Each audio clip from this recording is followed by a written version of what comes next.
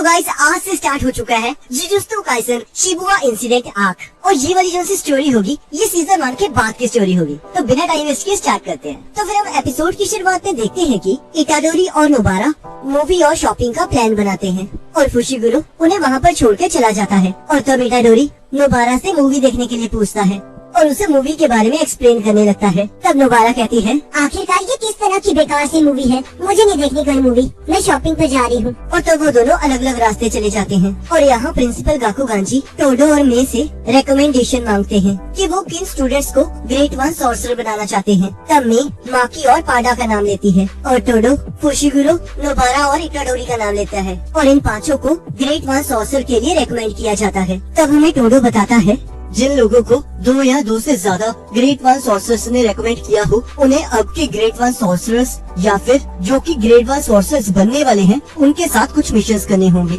और अगर वो एक सर्टेन क्राइटेरिया पूरा कर लेते हैं तो उन्हें सेमी ग्रेड 1 में प्रमोट कर दिया जाएगा और फिर उन्हें ग्रेड 1 मिशन दिए जाएंगे जो कि उन्हें अकेले करने होंगे और उसी के हिसाब से डिसाइड किया जाएगा कि वो ग्रेड 1 सॉर्सरर्स बनेंगे या फिर नहीं। पर मेरा बेस्ट फ्रेंड हो जरूर रेकमेंड होगा।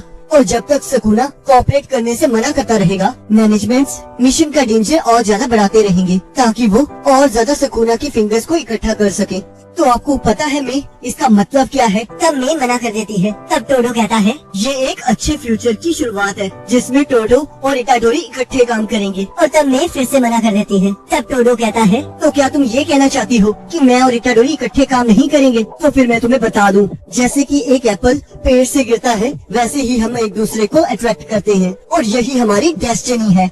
तब मैं कहती है, मेरे कहने का मतलब ये था कि जो सोर्सर जिस बंदे को रेकमेंड करता है वो उसके साथ काम नहीं कर सकता। जिसे सुनकर टोडो उदास हो जाता है और मैं वहाँ से चली जाती है। और यहाँ एक लड़की नोबारा के पास आकर इटाडोरी के बारे में पूछने लगती है और तब वो लड़की नोबारा को अपनी और इटाडोरी की फोटो दिखाती है। तब नोबारा कहती है, क्या ये सच में तुम हो? तब वो लड़की कहती है, मैं ग्रेजुएशन के बाद 15 सेंटीमीटर बढ़ चुकी हूँ और टोक्यो आने के बाद यहाँ के एनवायरनमेंट की वजह से मुझ पर बहुत ज्यादा प्रेशर था, इस वजह से मैं ऐसी बन गई। वैसे सच कहूँ अगर बंदा ऐसे मोटे से पतला हो सकता है तो जिम जाने की जरूरत क्या है? नोबारा से ज्यादा तो मैं हैरान हूँ। ये फोटो मैंने इटाडोरी के साथ बहुत हिम्मत से खिंचवाई थी। मैं तो उस दिन उससे उसका फोन नंबर भी मांगना चाहती थी पर किसी वजह से मांग नहीं पाई और उसके बाद मैं टोक्यो आ गई। और जब मैंने आज इटाडोरी को देखा तो मैंने सोचा शायद मेरे पास एक और चांस है। तब नोबारा हैरान होकर कहती है, तो क्या तुम्हारा मतलब वो है? तब वो लड़की हाँ कहती है और तब नोबारा इचिची को फोन करके फुशिगुरो को वापस लाने के लिए कहती है। तब नोबारा उस लड़की से कहती है, जो लड़का मुझसे भी ज्यादा इटाडोरी को जानता है वो अभी आ रहा है, तो तुम्हें इटाडोरी से बात करने से पहले उससे बात कर लेनी चाहिए। तब वो लड़की कहती है, कहीं आप भी उसमें इंटरेस्टेड तो नहीं हो? तब नोबारा कहती है, बिल्कुल नहीं, ये दुनिया चाहे तबाही हो जाए फिर भी ये इम्पॉसिबल है। और तब नोबारा को चेस्ट में कुछ महसूस होने लगता है और तब हम देखते हैं वहाँ फुशिगुरो आ जाता है। तब नोबारा फुशिगुरो से पूछती है, क्या तुम्हें पता है कि इटाडोरी की कोई गर्लफ्रेंड है या नहीं, क्योंकि ये लड़की युको ओजावा उससे मिलना चाहती है। तब फुशिगुरो कहता है, क्या तुम्हारा मतलब वो है? तब नोबारा हाँ कहती है। तब फुशिगुरो कहता है, मुझे नहीं लगता उसकी कोई गर्लफ्रेंड है क्योंकि जब भी हमने उसे टोक्यो आने के बारे में पूछा है तब वो ज्यादा स्ट्रेस में नहीं लगता है और उसके रूम में एक सेलिब्रिटी का फोटो भी है और मुझे नहीं लगता कि जिस लड़की की गर्लफ्रेंड होगी वो ऐसा कुछ करता होगा। और तब युको फुशिगुरो से इटाडोरी का टाइप पूछती है। तब फुशिगुरो कहता है, उसने एक बार कहा था कि उसे लंबी लड़कियां पसंद है। तब नोबारा युको के साथ चीयर्स करते हुए कहती है, इसका मतलब तुम्हारी चांसेस है, तो चलो इटाडोरी को बुलाते हैं।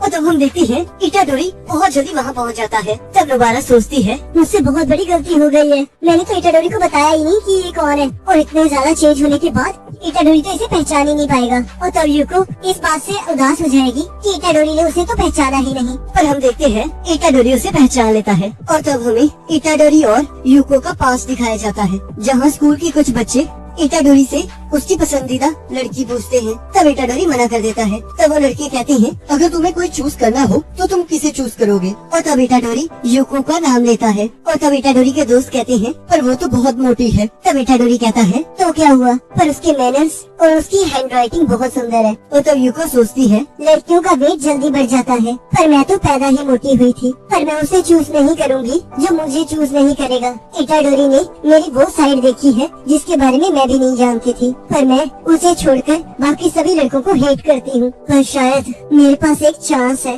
पर अगर मैं सोचूं तो आखिर में मैंने बस वही जिंदगी जी है जिससे मैं नफरत करती थी। और तब हम देखते हैं इटाडोरी उसे बाय करके वहाँ से चला जाता है। तब यहाँ फुशिगुरो कहता है कि उनका बिना नंबर एक्सचेंज किए जाना ठीक रहेगा। तब नोबारा कहती है, उसके पास मेरा नंबर है तो सब कुछ ठीक ही होगा। तब नोबारा कहती है, फुशिगुरो, मुझे अपनी फीलिंग्स के बारे में समझ आ गया है। अगर मेरे बॉयफ्रेंड बनने से पहले इटाडोरी की गर्लफ्रेंड बन गई तो मुझे बहुत बुरा लगेगा। और तब इटाडोरी वहाँ आ जाता है और वो लोग उसे सामान उठाने के लिए दे देते हैं। और तब इटाडोरी मूवी देखने के लिए भागने लगता है और वो दोनों भी उसके साथ भागने लगते हैं। और यहाँ आयोरी गोजो की बात के बारे में सोच रही होती है जिसने उसे क्योटो स्कूल को इन्वेस्टिगेट करने के लिए कहा होता है। और तब वहाँ नोबारा, इटाडोरी और फुशिगुरो वहाँ जाते हैं। तब आयोरी कहती है, तुम्हें गोजो ने धोखेबाज के बारे में तो बताया ही होगा। तो मेरे हिसाब से 2 लोग हैं जो कि कर्ज यूजर्स के साथ काम कर सकते हैं, और उनमें से एक तो प्रिंसिपल से भी ज्यादा हाई लेवल पर है जिसके बारे में मैं कुछ नहीं कर सकती, और दूसरा वो है जो कि उस हायर ऑफिसर को न्यूज देता है। तो हम उसे टारगेट करेंगे। तो अब हमें इंटेरोगेशन के लिए उसे कैप्चर करना होगा। तब नोबारा कहती है, तो फिर वो क्योटो स्कूल से कौन है? और यहाँ हम देखते हैं मीवा मेकामारू से रिपोर्ट मांगती है। तब मेकामारू कहता है, मुझे माफ करना मीवा, मुझे अभी सोना है और रिपोर्ट टेबल पर पड़ी है तो तुम उसे लेकर जा सकती हो। और तब मेकामारू सो जाता है। और तब मीवा कहती है, ये तो सच में सो गया। आखिरकार इसकी रियल बॉडी कहाँ है? और तब यहाँ आयोरी उन सभी को मेकामारू की रियल बॉडी के पास ले जाती है और कहती है, असलियत में हमें इस पर शक नहीं है, पर इसके अलावा हम किसी और पर शक नहीं कर सकते। हमने एलिमिनेशन मेथड से इसे टारगेट चुना है। मेकामारू की कर्स टेक्निक पपेट मैनिपुलेशन है और हेवनली रिस्ट्रिक्शन के कारण उसका पपेट कंट्रोल रेंज पूरे जापान को कवर करता है। और जब तक यहाँ पर अनरजिस्टर्ड पपेट्स होंगे तब तक वो फ्रीली एक गद्दार का काम कर सकता है। तब इटाडोरी कहता है, पर मुझे तो लगता है वो क्लियरली विजिबल है। तब आयोरी कहती है, पर तब क्या होगा जब एक पपेट मक्खी और मच्छर की तरह छोटा हो? तब इटाडोरी कहता है, तो क्या ऐसी बात है? और तो वो लोग मेकामारू के कमरे के पास पहुंच जाते हैं और जब वो अंदर आते हैं उन्हें अंदर कोई भी दिखाई नहीं देता।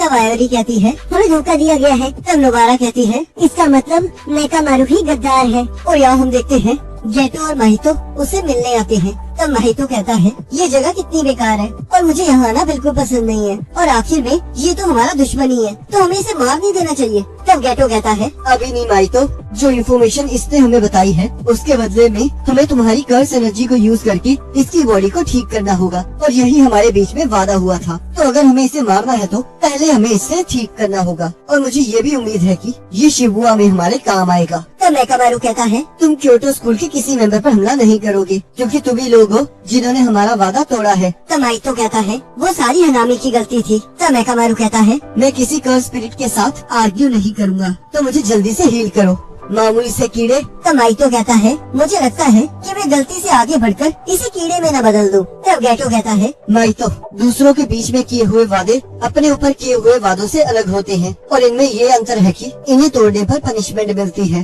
और अगर तुम अपना ही वादा तोड़ोगे तो तुम वो भी खो दोगे जो चीज तुम्हारे पास है और तुम्हें स्ट्रॉन्ग बनाती है। पर इस टाइम मुझे नहीं पता कि अगर हम वादा तोड़ेंगे तो हमारे साथ क्या होगा। और यहाँ हम देखते हैं माहितो मेकामारू को पूरी तरह ठीक कर देता है और उसके हाथ और पैर वापस आ जाते हैं। तब माहितो कहता है, तो क्या तुम अब खुश नहीं हो सकते? तब मेकामारू कहता है, अब हमें तब बात करनी चाहिए जब सब कुछ खत्म हो जाए। तब माहितो कहता है, चलो फिर शुरू करते हैं। और तब मेकामारू लड़ने के लिए तैयार हो जाता है और अपनी पपेट्स की मदद से माहितो पर हमला करने लगता है। और तब हम देखते हैं माहितो उन पपेट्स को एक एक करके तोड़ने लगता है और तब वो देखता है मेकामारू वहाँ से गायब हो चुका होता है। तब माहितो कहता है, ये तो बहुत बोरिंग हो गया है, मैं तो इसके साथ खेलना चाहता था। और तभी हम देखते हैं माहितो की जगह पर धमाका होता है और यहाँ हम देखते हैं मेकामारू अपनी अल्टीमेट फॉर्म में आ जाता है। तब माहितो कहता है, ये तो कमाल का है, तो इसका मतलब तुमने वहाँ बैठे बैठे आराम नहीं किया। और सोचता है वो पक्का इसके अंदर होगा क्योंकि वो नहीं चाहता कि मैं उसे टच करूं, तो शायद उसकी लोकेशन उसके सिर में है। तब मेकामारू कहता है, यहाँ तो बेल लगाई जा रही है, लगता है ये गेटो का काम है।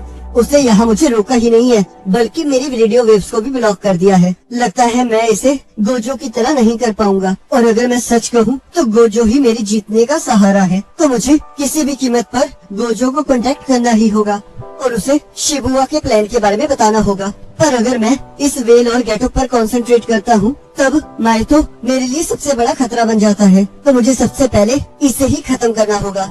मेरे पास चाहे कोई एडवांटेज ना हो पर मेरे पास एक चांस है। और सोचता है मैं सब कुछ देख रहा था और जिन सालों ने मुझे रोक कर रखा था उन्होंने मुझे बहुत कर्स एनर्जी दी, तो अब मैं बिना किसी एफर्ट के साथ लड़ सकता हूँ। और तब वो माइको पर हमला कर देता है और इसी के साथ एपिसोड खत्म हो जाता है। अगर आपको एपिसोड अच्छा लगा तो उसे लाइक जरूर करना, चैनल पर नहीं हो तो सब्सक्राइब जरूर करना। बाकी नेक्स्ट एपिसोड का लिंक आपकी स्क्रीन पर आ जाएगा, आप उस पर क्लिक करके अगले एपिसोड को देख सकते हो।